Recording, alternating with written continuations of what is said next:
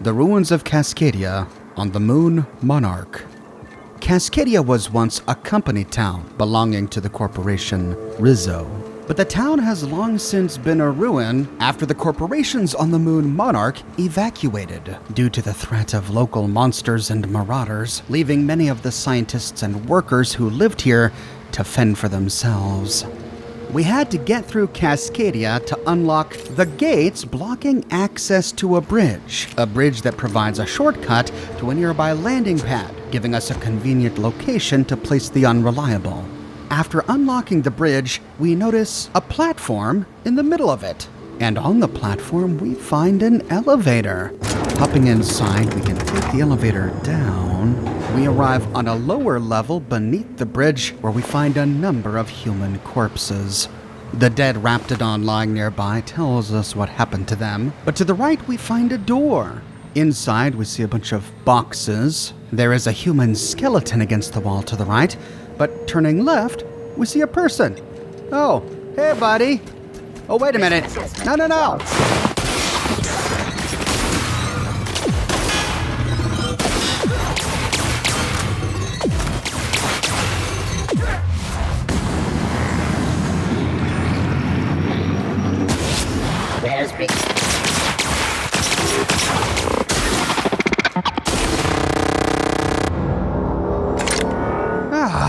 This guy and these robots immediately turned hostile. Who is this? Herbert. What was your problem, pal?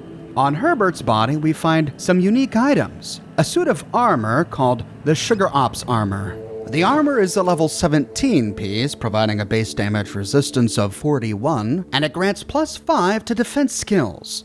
Rizzo's corporate armor customized to protect their elite Sugar Ops teams. And beneath this is the Candy Cane. The Candy Cane is a unique Inferno Scythe, a scythe for the discerning Reaper by Aramid Ballistics. It's a two-handed melee weapon providing a base damage of 37 and a DPS of 36. It deals N-ray type damage, and it's a unique item. Pretty cool looking items. Looking up, we can explore the place. Moving over to the skeleton, it looks like this guy died against this wall. He is nothing more than bones now, and his arms have dislodged from their sockets. Clearly, he's been here quite a while. There's a still living woolly cow sleeping on the ground here. Surprised we didn't wake him up. And nearby, some woolly cow feed. This Herbert was fiddling around with some cysty pigs on a table. Looks like he was having a snack. And turning around, we find a terminal. Rizzo's Incorporated Personal Equipment. This terminal is the sole property of Buckwalter H. Herbert Buckwalter? Access by any person other than Buckwalter H is unauthorized. Consult your Rizzo Employee Handbook for the fines corresponding to the unauthorized access of personal use terminals. Here we find 3 options. First, we can read the journal entries of H. Buckwalter. Starting with the first one, preparations. Dearest Margaret, I fear that when you wake you'll think I've abandoned you like Rizzo has. I assure you of the opposite. I have commenced preparations to ensure you and Herbert survive until you're both rescued. As for myself, I fear the worst. I will make every attempt to survive the coming months, but the bites I suffered while fleeing from the Raptidons show no signs of healing. I can only hope that you wake before I pass, but in the worst case, know that I love you both. Yours, now and well after my atoms have been consigned to the ether, Howard. Oh, so H. Buckwalter meant Howard Buckwalter, not Herbert. In the next one, rationing. Dearest Margaret, our quarters here may be tiny, but Herbert continues to investigate its every nook and cranny with utter delight. I'm pleased to report that he shows no signs of distress following our sojourn into this humble new home. I've brought with me everything I can take from the surface. Our ex-colleagues continue to try and live above ground, though they have barred the north gate from the encroaching Raptidons. They remain unaware as to the existence of this hideaway, and I aim to keep it so. If they found my store of food, they'd surely seek to divide it amongst themselves.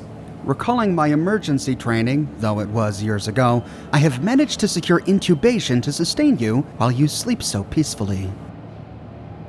Properly rationed, our supplies here will last some years, surely enough that Rizzo will come to rescue us. At the very least, Herbert shall survive well into his adolescent years. With proper rationing, perhaps even into adulthood. As for myself, my wounds have begun to smell. Herbert pretends not to notice, but the way his nose crinkles reminds me of how you used to laugh.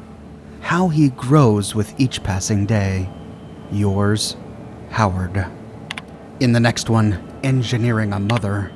Dearest Margaret, I hope you will not take offense should you one day wake to find an automechanical preparing Herbert's meals or adjusting your intake tubes. It has taken quite an effort, and many failures to which my new burns can attest, to engineer an automechanical to take care of any person, much less one infant and a comatose woman. With any luck, should the infection in my leg continue to grow, these machines will handily replace my fatherly duties and maintain the loving care required to raise Herbert and nurse you back to health. To my surprise, the cooking model is even capable of limited tutoring services. Yours, Howard. And in the final one, underwear. Dearest Margaret, the automechanicals are working splendidly. Their fervor reminds me of my youth years ago, before I became the exhausted husk I am today. Part of me is thankful that you cannot see me in such a state, with one useless leg and ominous streaks of black racing along my veins. I will leave you with a word of advice. In the absence of proper undergarments, I've taught the automechanicals to wash tanned raptidon hides for reuse. With the last vestiges of my strength, I collected a few from the surface. Should you wake, I beg you, do not go up there. Remain here until rescued. Our colleagues have perished and only monsters now remain. Yours, now and well after my atoms have been consigned to the ether, Howard. So Howard, a Rizzo scientist, brought his small family here after the corporations left. His wife Margaret was injured and comatose, and his son Herbert was an infant. But the Herbert we just killed was a grown man, which can only mean he's been living in this room, raised by robots, his entire life. Backing out of Howard's terminal entries, we find journal entries D. Buckwalter. We find a number of entries. We'll start with letters. What? Father insists I practice my letters, so here we are. A, B, C, D, E, F, G, etc. Oh, I see. This must have been Herbert's journal. We just read that Howard fled here with his family when Herbert was an infant, but in Howard's last message he was sounding pretty poorly, and yet Herbert said that his father was making him practice his letters. How is that possible? In the next one, Rizzo. Rizzo's Purple Berry Crunch ready to eat. Trippy Kale Flakes Purple Berry Flavored Power Nuggets, Rizzo's Purple Berry Lunch. Non-organic purple berries, crackers, cheese, pea-free nuts. There's always time for Purple Berry Lunch. New. Net weight 2 ounces, 90 grams. Rizzo's Knock You Out. CCN 76 milk chocolate with caramel pea-free nuts. It's time for a Kyo, ABCDFG, etc. So young Herbert was practicing his letters by transcribing the nutrition labels of Rizzo's Purple Berry Crunch. In the next one, Scythe. Today, Father finally let me use the candy cane. It's called a scythe. He showed me how to be safe so I don't burn myself. Maybe I can use it to capture another woolly friend and make him proud. Wait, so Howard lasted long enough for Herbert to grow old enough to use weapons? And to hunt for woolly friends? In the final one, Father. Howard has not moved this morning. His tummy is very still, and he is very quiet, like Mother was when Howard took her tubes out and cried all night. I think White Hat is my father now. I don't know if it's able to be proud, but I will try my best. Oh, no. When Herbert said father, he was referring to one of the automechanicals, the chef one with the white hat. After his real father Howard died, the robot trained him how to use a scythe. From here we can access the automechanical controls, and had we not destroyed them, we could have disabled the robots. We killed Herbert. After everything Howard did to save his son, we strolled right in here and killed him. But he attacked us first, though I suppose we were invading his home. We see boxes of Purple Berry Crunch, the same ones Herbert used to learn his letters. I don't know why his terminal entry said D. Buckwalter. Perhaps D stood for his middle name.